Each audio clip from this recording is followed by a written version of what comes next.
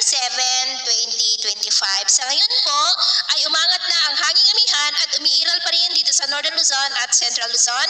At umangat rin po ang shear line na nagpapaulan na ngayon sa may Southern Luzon, Eastern Visayas at ilang bahagi ng Panay Island. Habang ang sama ng panahon naman na nasa southeast ng Mindanao na pinangalanan na Invest 92W ay nag-stationary po dyan sa may southeast ng Mindanao. Mababa na po ang tsansa niya na lalakas at posibleng malusaw na rin sa susunod na mga araw sa south of Mindanao, pero magpapaulan pa rin ang trough niyan bukas lalo na sa umaga sa silangan po ng Mindanao. At ito naman ay pinapakita ng forecast model natin pong ginagamit hanggang sa susunod na 2 linggo ay posibleng storm free po tayo maliban sa tsansa ng pamumuo ng mga low pressure areas. At sa lagay ng ating panahon, ngayong madaling araw po ay may malalakas na ulan na sa may Bicol region, Samar provinces, Mimaropa, ilang bahagi ng Leyte, Calabarzon, at may mga isolated rains sa silangan ng Cagayan Valley, Aklan, Capiz, Dinagat Island, at Sulu Archipelago.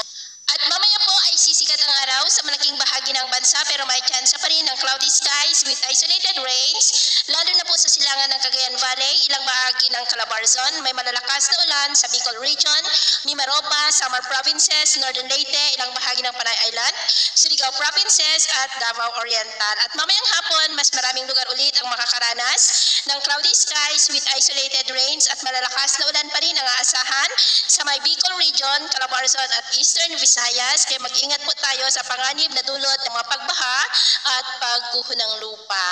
Atin naman pong mabaybayin, maalon po sa buong seaboard ng silangan ng ating bansa maging po sa mga baybay ng extreme northern Luzon. Ng mga alon dyan ay posible po na aabot hanggang sa 2.5 to 4 meters height. Kaya hanggat maaari po, iwasan na muna natin ang papalaot dyan sa mga may kulay pula para po mas makaiwas sa mga sakunang